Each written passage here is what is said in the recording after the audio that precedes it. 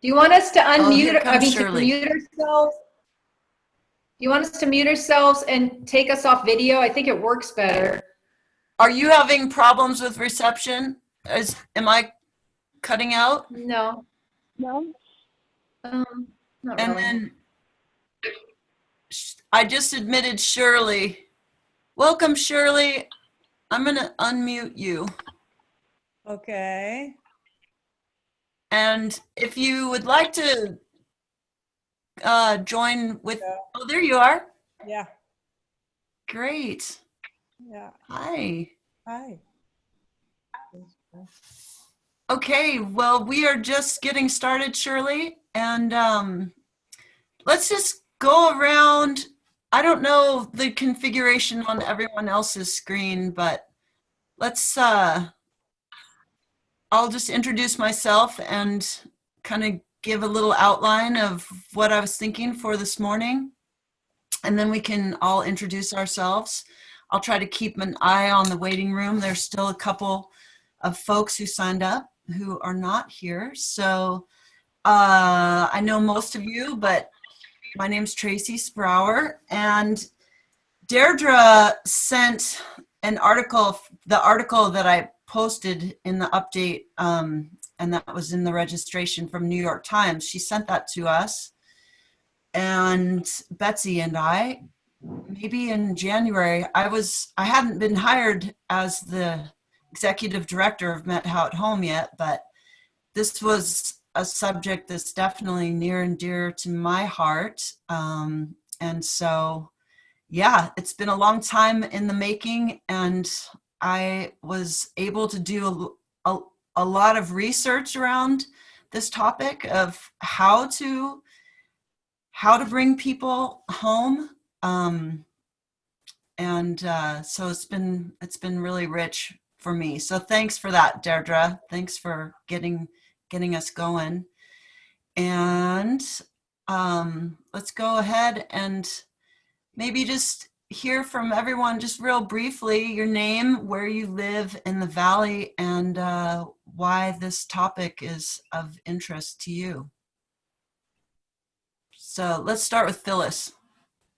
Oh, hi.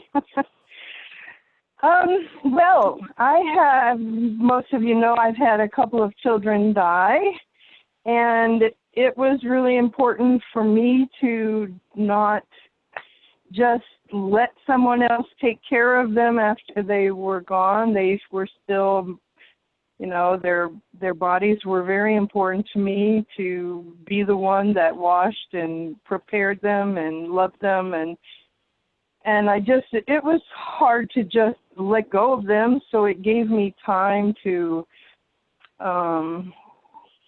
sort of acclimate myself to the idea and the fact that they were no longer there. So I found it to be an extremely helpful thing, and it was virtually unknown at that time. So I pioneered the whole thing, and in my little world. And so, it's just an ongoing conversation for me. Beautiful. Thank you, Phyllis. You're welcome. Boo, I'm just going to go around how my screen is showing up. I'm Boo Schneider, and I live up Bulky Hill outside of Twisp, and currently I'm the bereavement coordinator for hospice of Okanagan County, and but prior to that, hospice and being with dear friends and family as they were transitioning was really important to me, and different customs, I guess, that were around the different friends and family that I was with, why they transitioned, involved, the bathing and dressing and all those kinds of things. Not to the extent that the New York Times article went into. I thought that was pretty cool, but now currently through the Frontier Home Health and Hospice is who I work with. And we serve, you know, everybody from here in the Methow Valley way up north to the border and a little beyond our borders of Okanagan. And so there's all different traditions and just practices that I think have been part of families and communities' traditions for a long, long time that were either religious or non-religious. It doesn't have anything to do with that necessarily, but I think that it really changed as things became more automated in the United States, and that somebody else could take care of this not so fun job, you know. I mean, like some people have cleaning ladies and that's, you know, but this is another kind of thing that just seems like, oh, somebody else could do this and it wouldn't be so hard. But I really value what Phyllis said, is that there's such a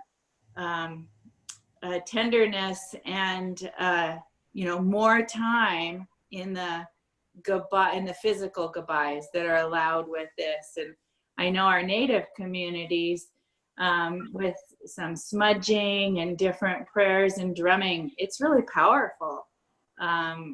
That's still a practice, and Mid-Valley Hospital sometimes even lets that happen, you know, in the hospital room, which is pretty unusual when I think about smudging and the smoke and things like that.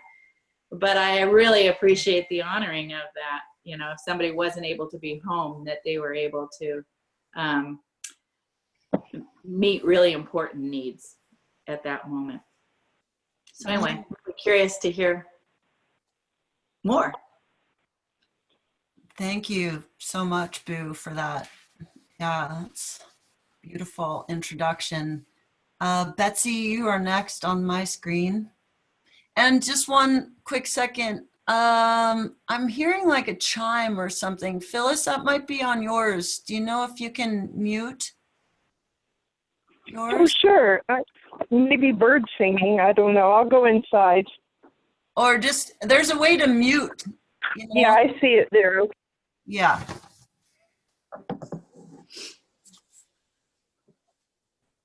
Okay, let's hear from Betsy. Well, I think this is a pretty esteemed group, actually, who has thought about these issues a lot, which is pretty cool. Because often in my experience, both with hospice as a hospice director and as a physician, I think there are a lot of people who haven't thought about death with a particular intimacy. And it's really terrific that that this is something that you all are thinking about. I think both Tracy and I will have stuff to learn from you all. As you all may know, Meadow at Home is has an initiative in association and in collaboration with a few other groups to support and encourage advanced care planning for the whole community, not just Meadow at Home members, but the entire community. And as a part of advanced care planning, thinking through one's death and beyond, I think is a real opportunity. And certainly with the pandemic, I think people have thought about mortality more intimately. And I think it's again, an opportunity for us to reflect on how we want that time to be for us and the people who are important to us in our lives. Yeah. Yeah, thank you for that, Betsy. Deirdre, how about you? Yeah. So I'm Deirdre Cassidy. I think I know most of you. Program manager for Meadow at Home. And I guess I really started to think about death and dying when my mom died in 2007. I hadn't really given it a lot of thought, but I always had been intrigued how other cultures dealt with death and dying. And when I saw what, well, I had a sister that died before my mom, and you know, just the whole institution of the way that we do it in the United States, I started to question, like, wow, this just doesn't seem very personal. It seems institutionalized. And then when my mom died, you know, I didn't really know about, except for just knowing what other cultures do, about, you know, bathing the body and just having that whole ritual. And when I saw that video, I was just like, oh, I wish I had done that for my mom, because I think she would have enjoyed that. I wish we had that conversation with her to ask her if she would like something like that. You know, I don't know if she really would have, but maybe a partial part of it. I just thought that video was really beautiful. And I, you know, and when I started to work for MedHow at Home almost 5 years ago, and you know, dealing with the elders and seeing people die, or not seeing them die, but having some of our members die, and it just made me think about it a lot more. And the green burial, that's, you know, that movement that's happening in the Valley, and I'm real excited about that as an option. So I'm just really excited that we're starting to have these conversations and starting to think about it differently than what has typically been done in the United States as far as death and dying goes. Wonderful. Yeah. Some great thoughts there. Yeah, just how to make it more personal, this experience. And so, Bo, how about you? She's muted, so. You got to unmute. Here, I'm just kidding. I know. I'm just honored to have been asked by you, Trace, and to be with you women with so much life experience and work in this area. So thank you for having me. My name is Bo Thrasher, and I live in Mazama. And I'll be telling a little story. Trace asked me to share my experience with death and home funerals that I had in my 20s, actually. That, you know, as I'm older now, I see that they are coming to fruition and really they mean more to me now, obviously, that I've had more people in my life pass.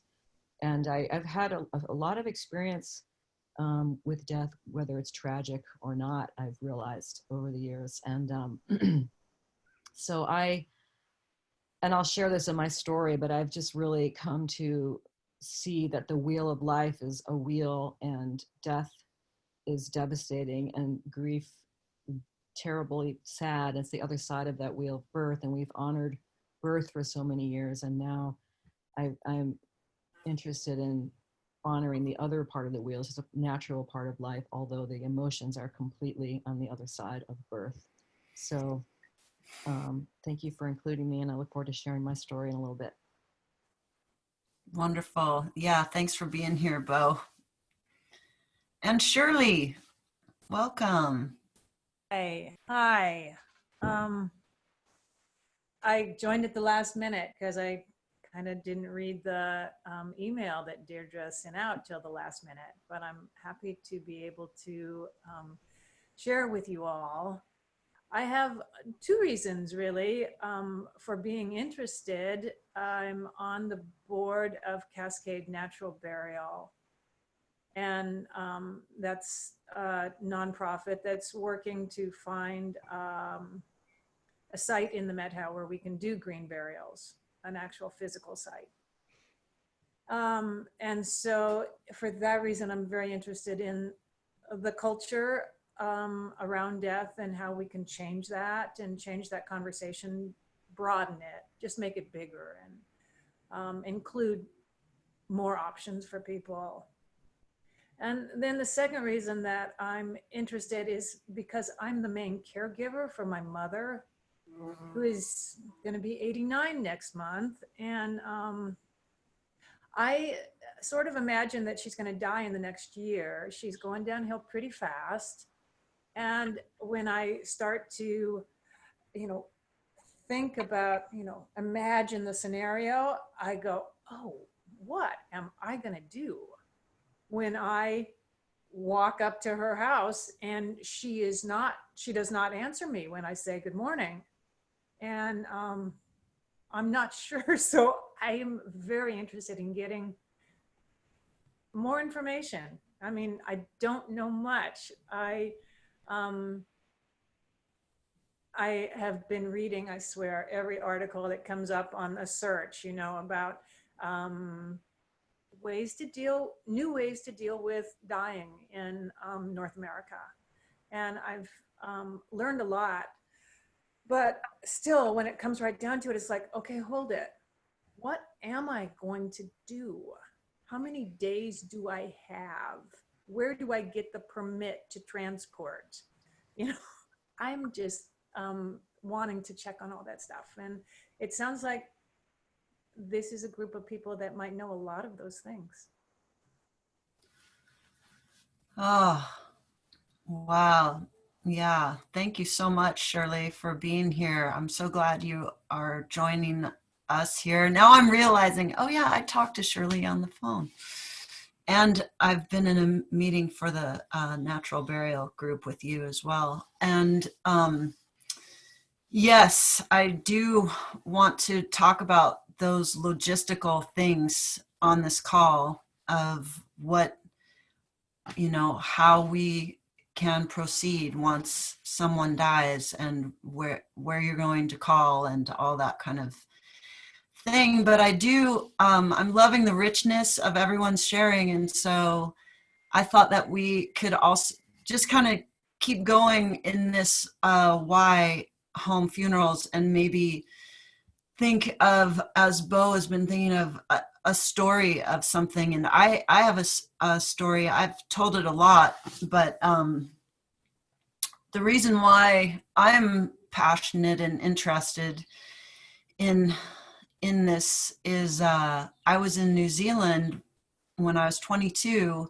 My partner was a Kiwi, and there was someone in the village who I'd always wanted to meet, and they went over to the neighbor's house. I saw them go over there for lunch, and I was going to go pop in, but then thought, oh, I wasn't really invited. But soon after that, the ambulance came over to, her name was Daphne, to Daph's house. And then we came to find out that this man, the local herbalist, whose name was Drew, had a major heart attack. And this is in the very north of New Zealand, on this harbor called the Hokianga, which meant the place of returning. And it was a real rich, strong Maori culture area. And he, it's like one of those situations. Everyone knew this man from the guys that responded to the call, who brought him over in the ambulance. Daph stayed with him, went to the small hospital where the doctor knew him.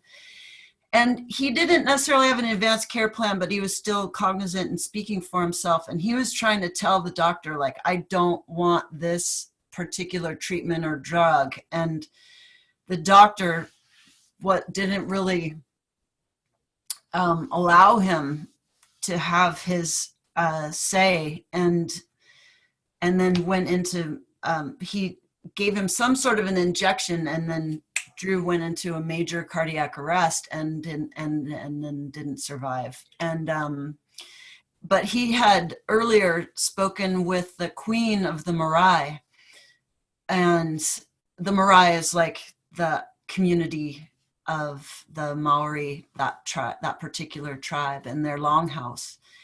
And so I was bearing witness, because this was my partner's neighbor. So I was hearing all of the stories from, I didn't talk to the doctor, but from the medics to Daph's experience in the hospital, and then with the queen of the Mariah, whose name I can't remember. But anyway, he had requested to have a traditional Maori funeral because he knew he had a heart defect. And so he was 42.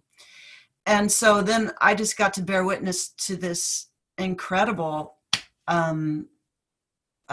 ceremony that was a 3-day ceremony. And, you know, it was interesting because even there were things that he didn't necessarily want, but had to be done. If he wanted the traditional Maori funeral, they required the county, their equivalent of county, required like at least a partial embalming. And so they had to send him into another town to have that happen, and then brought him back, and this whole ceremony and procession, bringing him in, opening the casket, everybody greeted him with this traditional Maori rubbing of the nose, and then everyone went down the whole line of the family and the elders and, you know, touch everybody's nose. It's called the hangi, and then feasted together. And then for the next 2 days, everyone just held vigil in this little room, and you could go in and out as you pleased. And then the Maori elders were holding space in this room for 2 whole days around the clock, and you could go and sit and listen to stories and duck out. Everyone was just bringing food in and out, and it was so powerful. I spoke with his family after these. It was a whole 3-day thing that ended in the Catholic Church, and then bringing him into the local cemetery and burying him there. And then there was a party like up on his land at the very end, and I spoke with his family, and they were just like so blown away that they were able to just be carried along in this process and have this experience of knowing their son on this whole other level that they didn't even necessarily feel like they knew him. And it just really blew my mind and always has stayed with me. And so, yeah, I've just, a couple years ago, one of our close friends had a medical emergency, and it made me just realize, like, I don't know, you know, as you're saying, Shirley, what would I do? You know, what if somebody died? Like, what do we do? How do we, I don't know what those steps are, or how to bring somebody home and have an experience at least a little bit like that. So I do have a few of those answers, and other people will have maybe more of those thoughts and answers. And, but I'm just going to open it up. So if you want to share one of your stories of this tender time that we're speaking about, go. Yeah, Bo.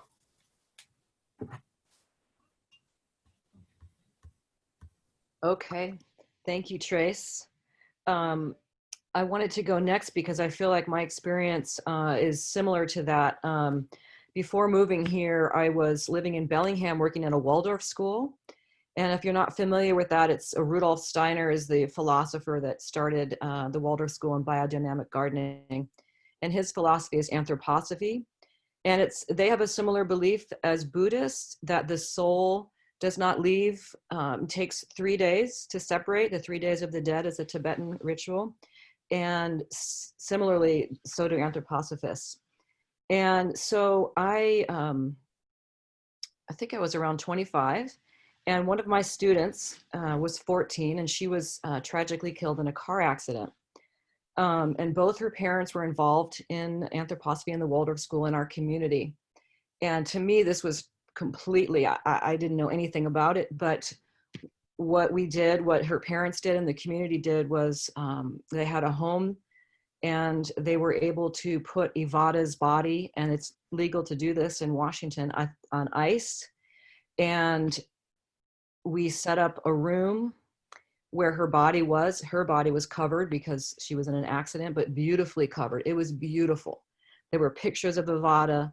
There were poems people wrote. It was, it gave people a creative way to express their grief. And in this ritual, they, believe that the soul is taking 3 days to separate. And so then it needs to be kept loved and company, if you will, in a way, for 3 days. And so around the clock.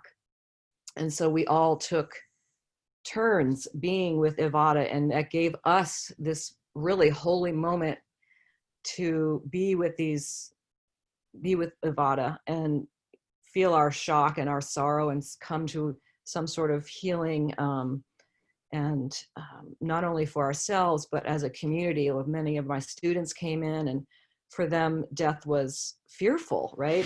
Or over here, it's something that happened over here, you're born, but it's there until you experience it. And as a part of being a natural experience and going into it, and being not afraid of the physical body or what happens after, but actually being in that transition, which is so actually holy, was really powerful.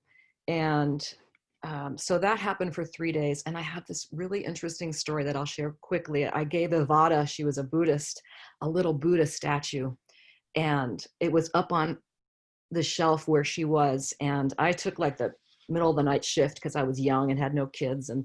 But I did fall asleep as I was reading to her, and we were supposed to talk to the spirit and be with them. And, in any way, expression, you can do that. And I fell asleep like this. And then I was woken up by the little Buddha statue I gave her falling onto her body. And for me, that is an experience I will never forget. I believe that transition from this earthly life to the spiritual life is powerful and important to acknowledge. And so after those 3 days, we all made a casket for her and decorated it, and then had a ceremony for her. And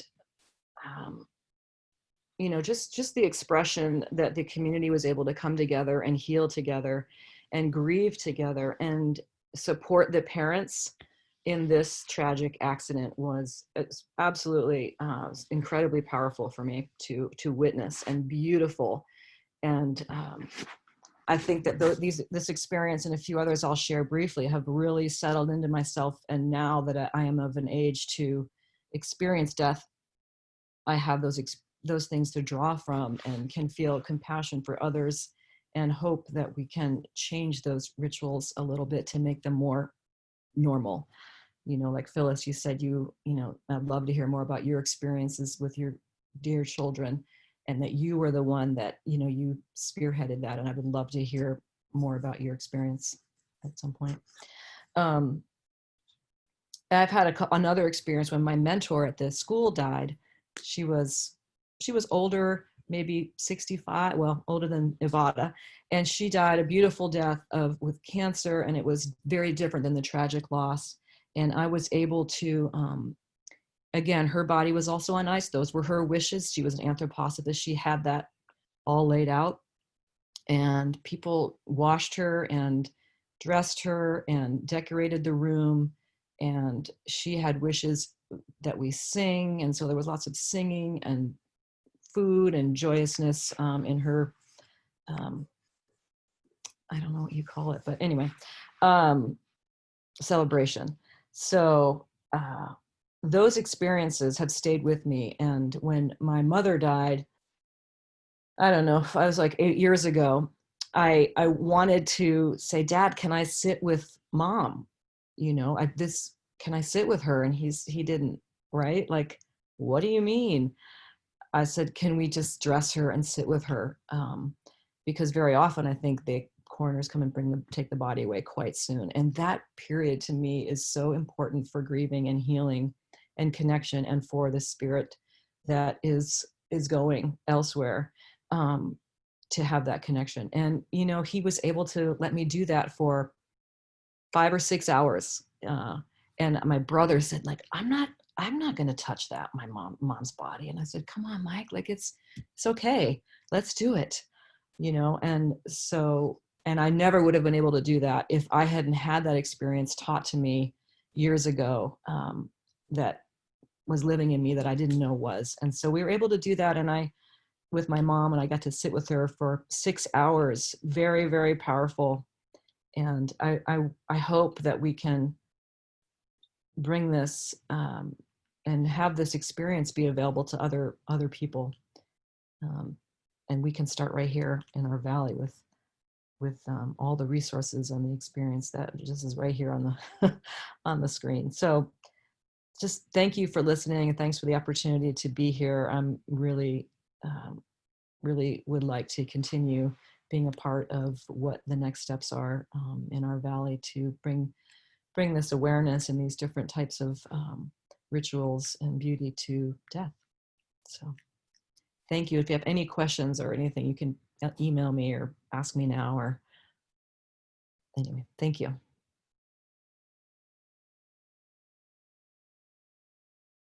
I lost the screen for a second there. Wow, thank you so much, Bo.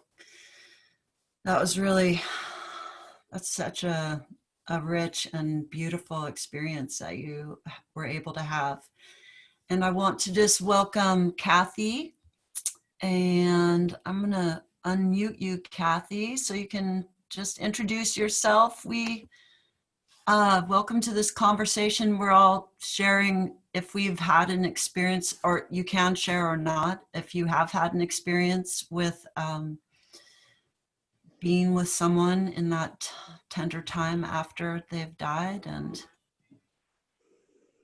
welcome.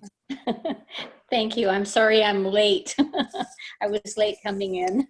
No problem. I've been through a lot of deaths in my family. My mother, my father, my stepmother, my husband. But I couldn't be with my husband because he was in ICU and they wouldn't, they didn't want me in there. So, I didn't always have a positive experience. Yeah. But that's the way it was. Yeah, I think that is very, very common. Yeah. So welcome. And Thanks. we'll continue to hear more stories here. And then I'm going to talk a little bit about some of the things that I've been finding out about, just some things that we need to know in order to have a home funeral as an option for us here in the Valley. So Great. who else? Who would like to share? Anyone else want to share next? Looks like Phyllis. There. Now I'm unmuted. Are you still? Okay. Can you guys hear me? Yeah. Okay. Well, so this is back in 1990 that my first child died. He was born with defects and he had a really rough life for about, he had a total of 9 months, but for the first 8, he was in the hospital and constantly being prodded and poked, and it was pretty hard. And I just felt I had a conversation with all of the doctors. There was a whole room full of doctors on his case, one for each part of his body.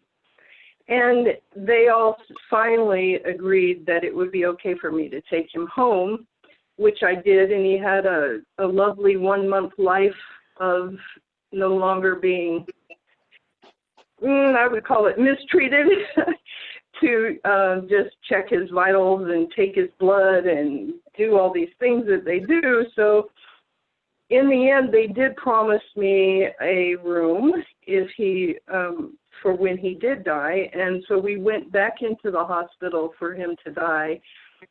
So I had a 24-hour period with him where he was semi-comatose and just lying there. And he just began, we actually got permission to go outside.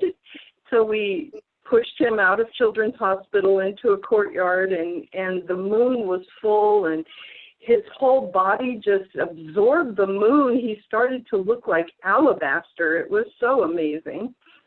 So we went back into the room, and at 5 in the morning he did die, and there's a whole bunch of stuff that happened in between. But while I'm holding him before he died, the social worker came into the room, and I said, what do you do? What are you going to do? What's going to happen when he dies? And she said, oh, no worries. We'll just take him down to the morgue, and he'll go to the funeral home, and they'll just take care of it all. And I said, well, but what if I don't want to do that? And she was like stunned. She stood there for a moment and stuttered, and she said, well, I don't really know. I'll go find out. So she went to the hospital administration, and they said, there's no protocol for that. Sure, she can take him home. So crazy as it is, I drove him home in my arms, and I actually had the crazy thought of what would I do if a police officer saw me holding a baby in the car while it's moving without a car seat, and thought how funny that might be in a very macabre sort of way. But anyway, I got home, and they said, just call the funeral home when you get home. And so I did. And they said, just bring him on down and we'll take care of him. And I said, well, what if I don't want to do that? And they said, we've never heard of that before. So they called the state or the city of Seattle, I don't know which one, and they asked, what happens if a mom wants to keep her baby with her? And they said, she can do it. There's no laws against that. And so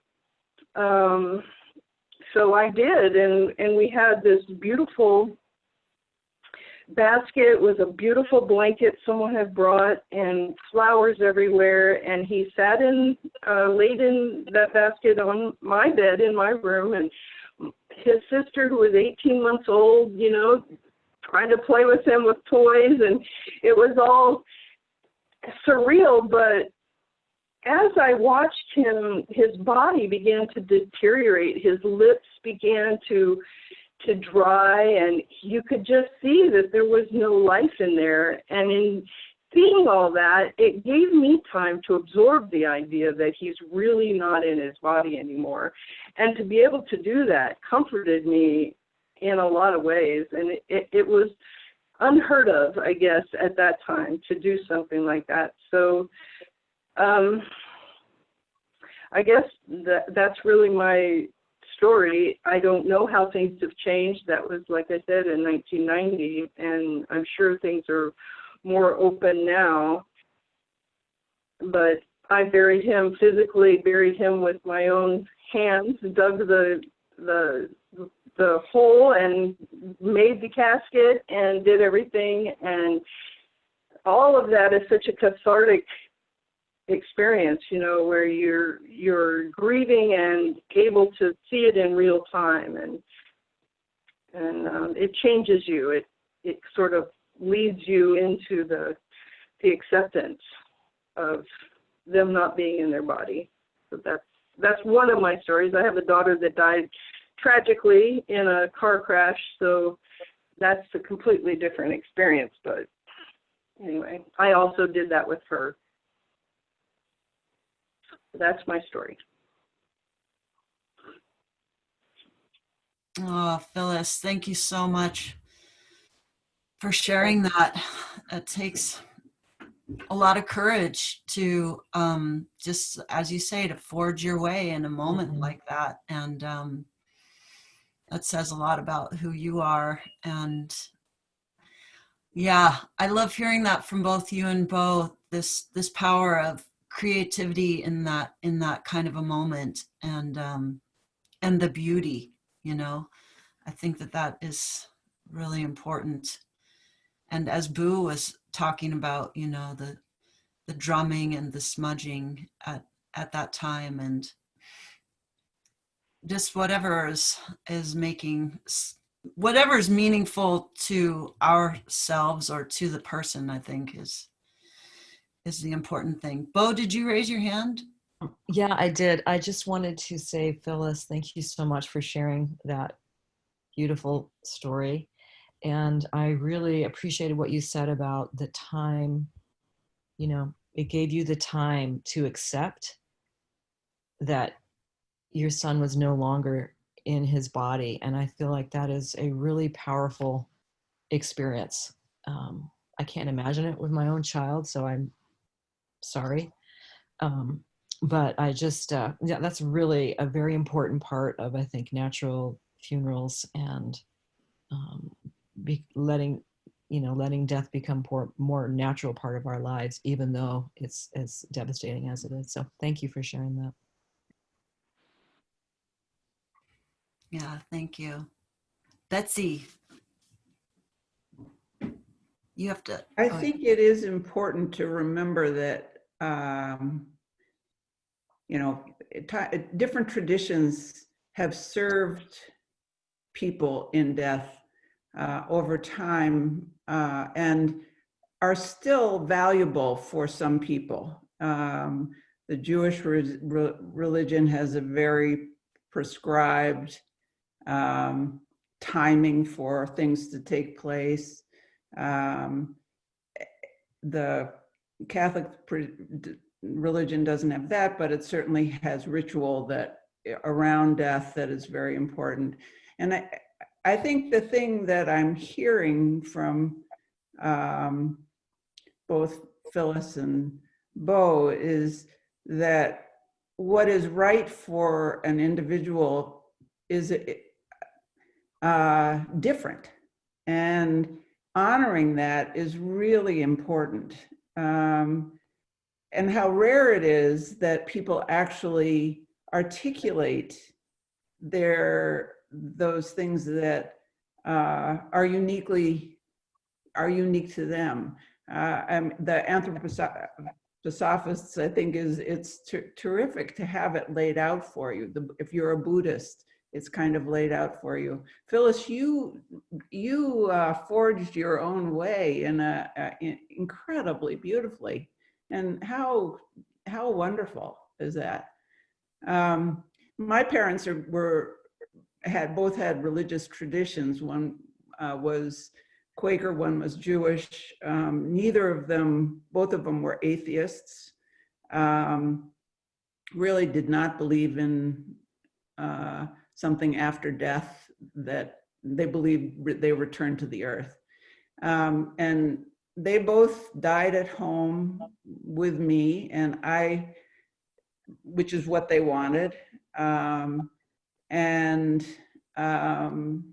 It was really important to me to have some ritual around their death, which was caring for their body before they went to be cremated.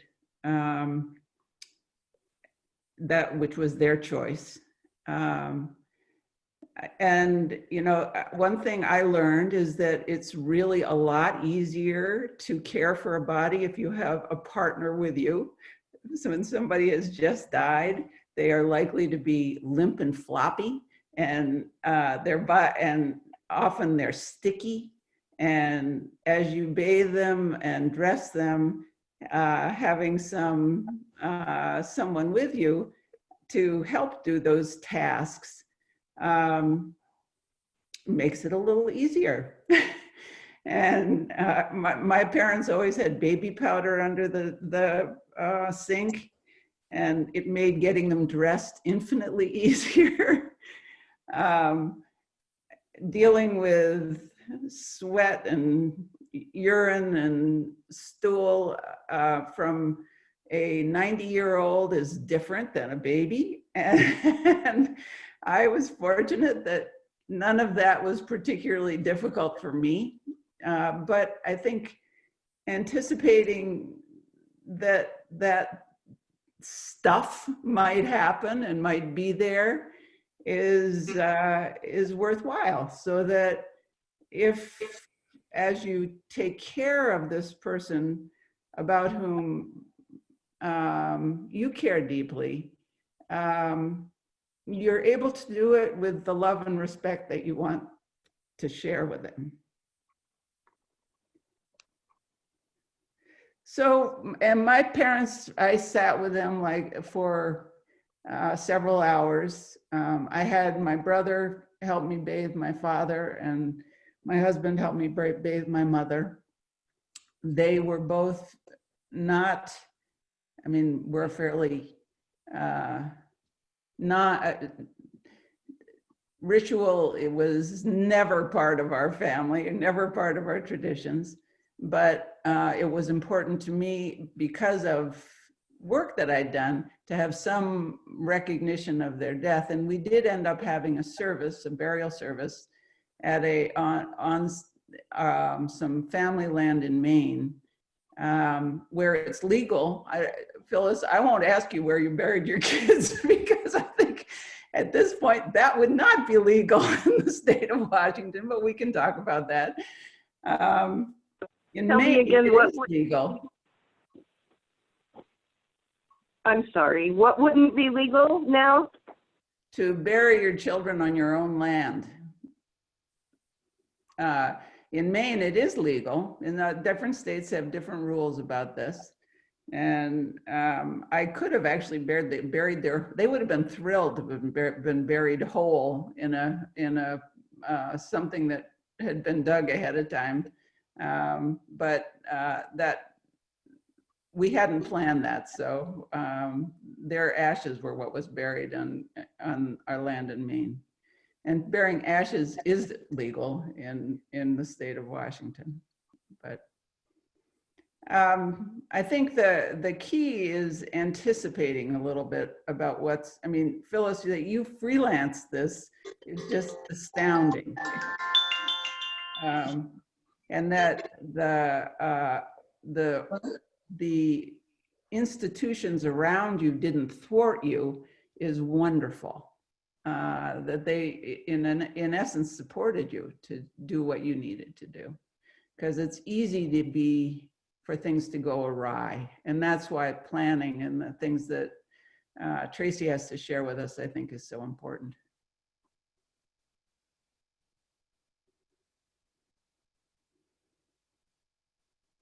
Yeah, thanks so much, Betsy, for sharing that story. And that is such a, I think preparation and anticipation are really important.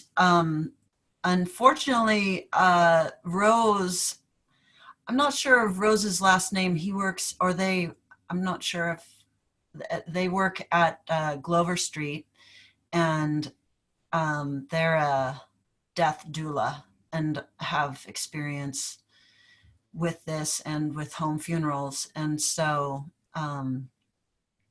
we do have someone here who's trained in the Valley in this particular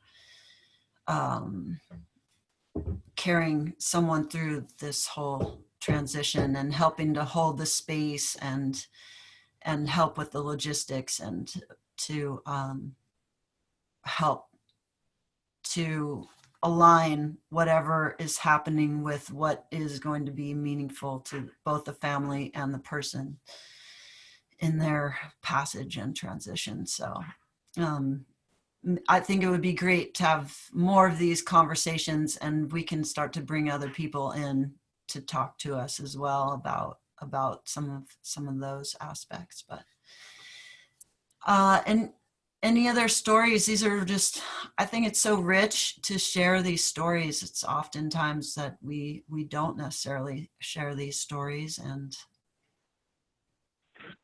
Tracy, may I add one thing? When my mother died, she was taken to a funeral home and they did everything, but I requested that I do her makeup. I was a makeup artist all my life and career, so I asked if I could do that, and they granted that. So there are little things you can do if you do stay in the system to sort of be close to your loved one, you know, in other ways, not just taking care of the whole burial. Yeah, thank you for that, Phyllis. That's so true. And I called and talked to Glenn at the Okanagan County Crematory, who, yeah, they are very well versed in supporting you at whatever level you want support, and giving you as much autonomy with the situation also as what you need. So there's an incredible range within this home funeral, and where you can bring it home versus having that support. So thanks for that reminder.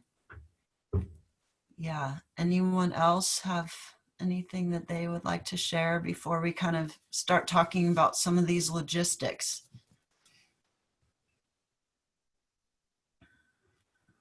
Okay.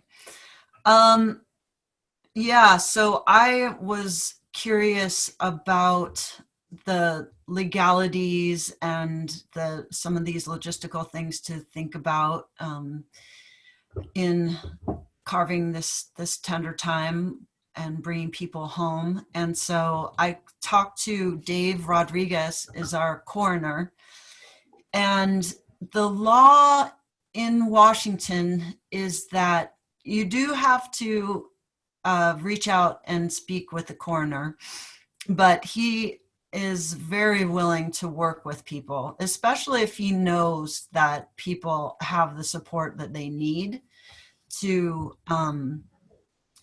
help make this time meaningful and not like traumatic, And so Betsy, your point about having that support there, I think is really important.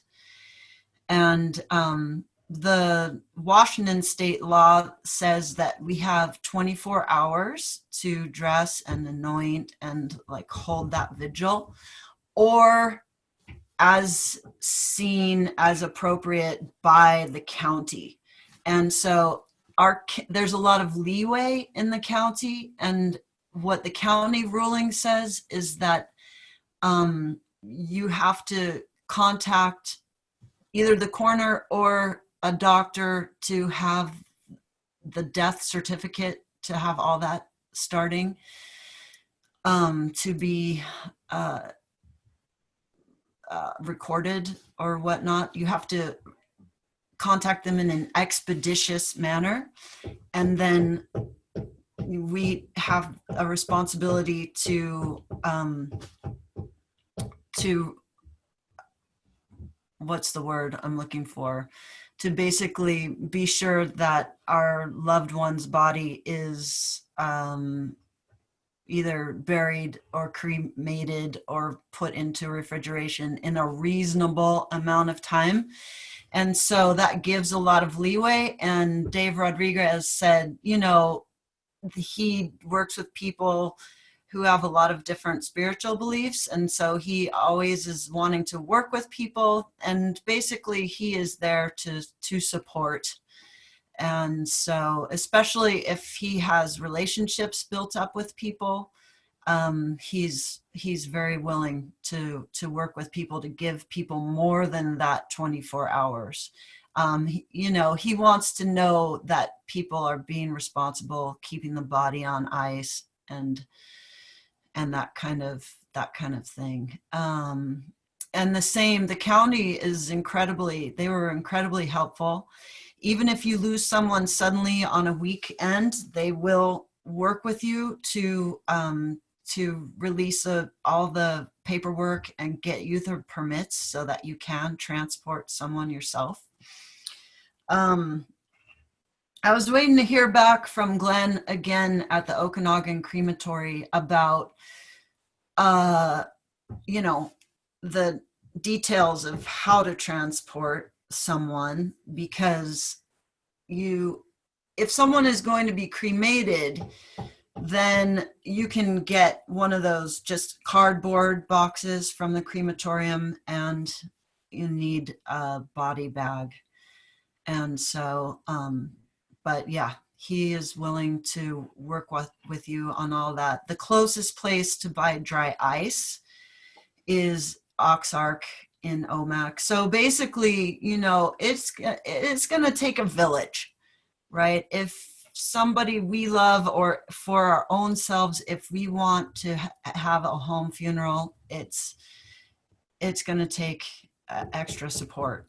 And so just knowing that at the outset, I think is helpful. The good thing is that there's, you know, we do live in a community where everyone wants to help. And so you don't have to go your own self over to the county. You can send people to help go get that dry ice and the permits and the what you need to be able to transport someone. I also was trying to get clear if there's a way to just keep your person until you can just deliver them right to the crematory. And that can be a little trickier because you're waiting for paperwork to go through and things like that. So I didn't get a very clear answer about that, but basically, you know, they have refrigeration there. I mean, I'd love to hear a little bit more from Shirley about where things are at with the natural burial. And I think that is just a really beautiful option for people. And the tribe, they have their own casket maker. So when someone dies on the reservation, that's one of the first people who are notified is the casket maker. And I've been thinking about that too. I'm curious, Phyllis, what kind of casket that you fashioned? Obviously a smaller one would be a little bit different, but. Yeah, it was much smaller. He's just a little baby, and it was just a pine box his grandpa and I built, and you know, it was really simple. We didn't even put any varnish or anything on it. It was very beautiful and sweet. So it was really simple. Yeah. There was a video I was watching some point of this this teacher in New Zealand. No, she was a palliative care nurse, and she started something called the Coffin Club, and it was adorable. All these people were like decorating their coffins and painting them, and there was one that was like looked like a car and all this different stuff. But anyway, they do that a lot in Cuba, I understand. Make them into objects. In Cuba, they make them into objects that the person loved, like a car or something, whatever. Yeah. I mean, I love that creativity. Betsy? There's someone in the valley who's making one out of willow currently. That's really lovely. Willow boughs. I heard that too. I heard that as well. I'm curious what that process is because yeah, there's lots of willow around. So I would love to see, you know, some kind of photo about that, of what that looked like. Another question I've had for a long time is if you are an organ donor, what happens? Are you able to still have a home funeral? And you're not. That will preclude you from being able to have that for yourself. And a dear friend of mine lost her son, and he was an organ donor, and that was very difficult for her to have to just release him so suddenly and not have that time. So I thought, you know, that's just something that I've been thinking about. And for my own children, if they wanted to be an organ donor, I would never deny that for them, but it is an interesting piece. So I have a question, Tracy. Yeah. Is organ donation different than if you wanted to donate your body to the, like the University of Washington for their cadaver, you know, for them to practice or whatever they do. Do you know if you could go through the, you know, like 3 days at your house and then donate to the university, or is that different than organ donor? They are definitely two different programs. Absolutely. Yes, they are two different programs, and I am not sure. I mean, I would imagine if you did want to donate your body, it probably would be a time sensitive thing. I don't know, maybe you could be embalmed or something. And then, Betsy, do you know anything about the? If you are donating your body to the University of Washington for use through them, they will come pick up the body, but they'll do that as quickly as they can. The goal of that is to preserve, and those bodies are embalmed and are kept, and they're not returned to the family for there's a considerable for a long time, and then they're returned usually as cremains. Mm-hmm. Yeah. Let me see if there are any other. Tracy, I have one other quick question. Do you know if there's a green cremation anywhere in Washington? I know that when people are cremated, they use a lot of really harsh chemicals, but there's also a green cremation. Right. So there have just been 2 laws passed. One is about, I think, hydrolysis, alkaline hydrolysis, something like that. And that's more of the green cremation that you're talking about. That they do have that set up in Oregon right now, but not in Washington. And they don't expect to have any of those set up until 2021. And that's the same for if you want to be composted. There's now those big giant compost facilities, and that also will not be available until 2021. And then, yeah, it's a different thing to get a transport permit to move people from county to county, but it's all possible. It's all possible. Boo. I'm thinking, and I could be wrong, so I'll look at it, but I think there is a green cremation out of the Tri-Cities, and the fellow is willing to drive up here. But I'll get back to you on that, because that I'm not positive. But as soon as you said that, I thought, yes, there is. So let me check on that and get back to you.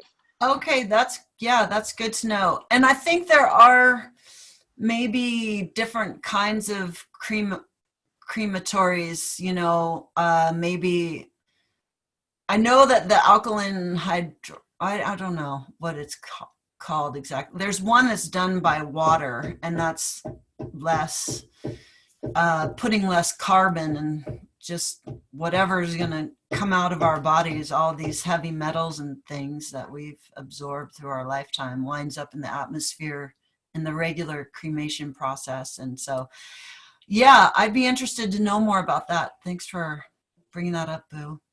Maybe Shirley can speak to this, but my understanding is that the reason people object to crematoriums is not so much that what they're burning is bad stuff. It's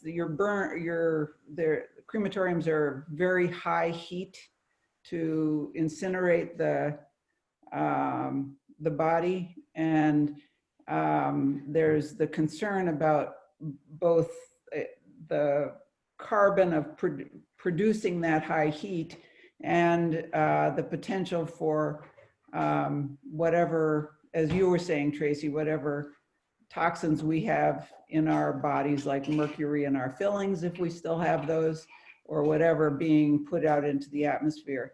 There are certainly people who, I think that the idea that there's so many humans and so many of us to be burned, to be cremated, that produces a load for the environment. But it's not that they're burning toxic things. Understanding, Shirley? You know, I agree with what you said, Betsy. Yeah, the carbon load comes from the propane to actually cremate the body.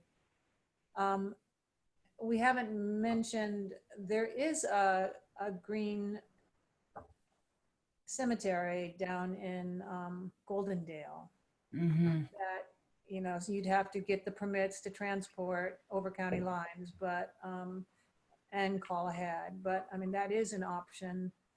We're not that far away. But that's, I do think Portland is the closest for the alkaline hydrolysis. And yeah, we don't have anything on the ground here in the valley at all. And in terms of cost, there's a cremation at in OMAC is a little over $1,000, I believe, and I don't know the cost of a green cremation. Burial at Goldendale and is considerably more expensive than some other sites, just for those for whom that's an issue. I'm wondering, Tracy, Shirley, if you could explain a little bit more about the natural burial, just briefly. Explain what you're working towards here in the valley. Well, I'll just quickly say that so our local cemeteries are very beautiful places, and if you wanted to bury ashes, you could just go straight in the ground. But if you wanted to be buried, you know, in a wooden box or a mushroom shroud or something that's going to decompose and go back to the earth, that's not an option in either of our cemeteries because they have these concrete crypts. And I think in part so that, you know, it doesn't sink, the earth doesn't sink, because they have it all for their mowing, or I'm not sure exactly why that got started that way, why that's the standard way in cemeteries. But so then I'll let you. I think the way they explained it to me was they don't want later, when things start decomposing, for somebody to walk across it and fall into a hole that is created from the, you know, so the cement box keeps the ground stable after they put it back on. Shirley, do you have things to say about the natural burial? You know, the natural burial, as I understand it, requires a variable amount of land. You tend to bury in the top 3 feet, but it's deep enough that you're not going to have animals or anything disturbing that. There's not going to be an odor or any attractant. But the idea is that you will naturally decompose with the soil microbes. And the idea that we're working towards is to actually have adequate land to integrate the burial plots with rehabilitation of the environment that we're in, to make a sacred place not only to bury human remains, but a sacred place for people to come and pay their respects for years and years and years. It seems that there is some leeway on how much land that actually takes. but the idea is that whatever you bury the human remains in, it will break down. There won't be a big concrete vault. And what, there's so many reasons why it makes sense at this point. Certainly because of the population. We have a population that simply, there's so many of us. We really can't afford to keep doing what we're doing. I like natural burial. I kind of am personally leaning towards the alkaline hydrolysis because it's quick and doesn't take up a great deal of real estate. But these are all things that have to be, talked about culturally as we move forward. And I think that there's always going to be some people, at least in my generation and a few more generations, that are attached to burial in a place. And so the Cascades Natural Burial is really aiming not only to bury human remains, but to create a place that that we can use to honor our dead.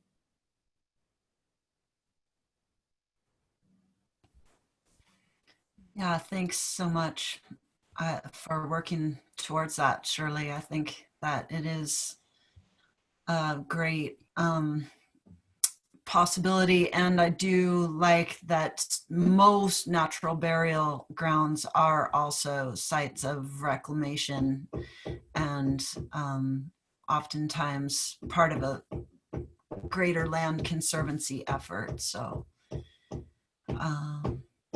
yeah. Any other thoughts or questions? Let me see if I,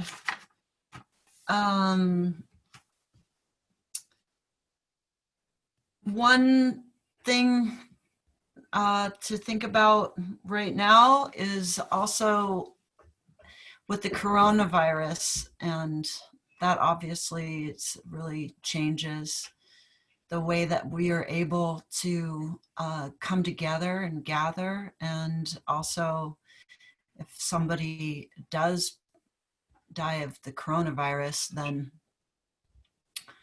home funeral is not going to be really an option. That's my understanding. Betsy, is that?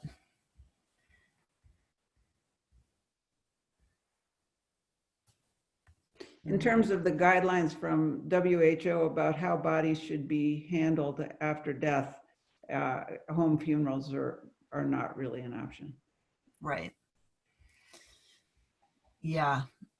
I listened to a really beautiful daily. I tried to put it on the update, but then when I tried to go back to it, it put me to a different talk. So a Canadian minister's wife had passed, and not of coronavirus, but it was really beautiful the way that he gathered together a whole service on Zoom and put together really a beautiful way of honoring his wife. Just his language around grief and death and dying, I thought was really beautiful. He certainly had a lot of experience with that through his work as a minister. And but that's an interesting daily to look up. I think Catherine Porter was the reporter from Toronto on that one. So I did see that. I thought that was really, really quite profound, especially with our time right now where we're talking about home funerals. But, a dear friend in the Valley, of course, just passed, and there's no way for people to have those moments, Phyllis, that you're talking about and that I experienced too, of that connection to the fact that, with each other and that first step of healing like that, like with this pandemic, that's leaving a lot of people. And I don't know, it is a big topic, I think, because that is a big loss, and that's another loss on top of many in this time. I would love to continue this conversation and look forward to after the pandemic, and how we can create a group to support and have all these, resources and support for people who do wish for home funerals. I also think it's important to start thinking about, well, we can't do home funerals. So what do we do if we have a neighbor or, a member pass, and how can we support them in that grieving in this strange new time? Betsy. This is something that I've been thinking about, both with Mary and with COVID in general, is creating for ourselves a sacred place within our homes that is a reminder or a place to honor that spirit. Another suggestion that was made by one of the groups that talk about the healing the earth is creating a prayer tree, a place in the community that people bring something that has meaning to them to share. Particularly for us in this community, I think the natural world is so critical as a source of emotional strength and healing. I think it has a potential to have real meaning for us.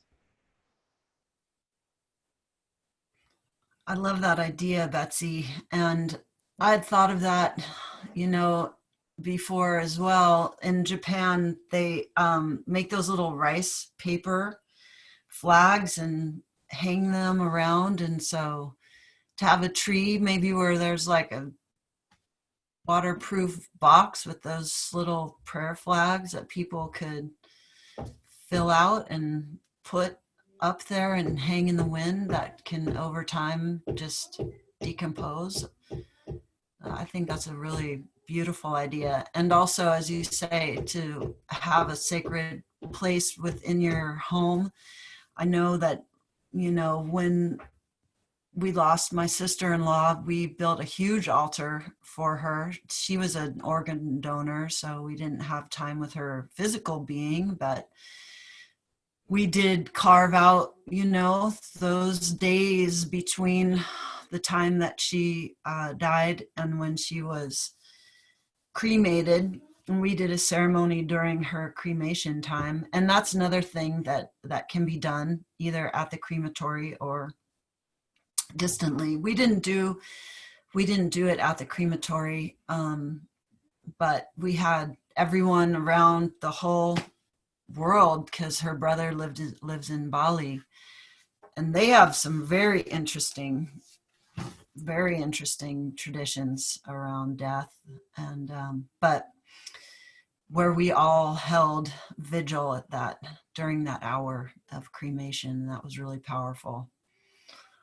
So yeah, as we're speaking, there's a lot of creativity and organic options and to do during these times, and it's powerful to just take some kind of action.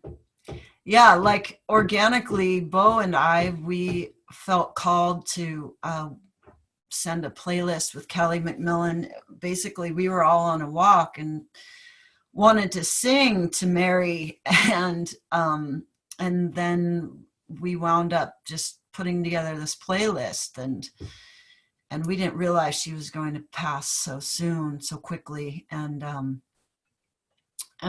Merle said he listens to it every day, this playlist. And then they wound up putting it on K-Root, and it was a way that the community was unified listening to that music. We didn't know that we were making it for that purpose, that's for sure. I didn't, but so yeah, there's just being creative. Oh, I just want to, sorry to interrupt, but I think that it would be interesting to create kind of the toolbox is not the right word, but ideas, because people may not, like the prayer tree is fabulous. The, you know, the candles in our home, just ways to honor the dead while we can't actually do it together in person, just to create that for other people. Yeah, I love that.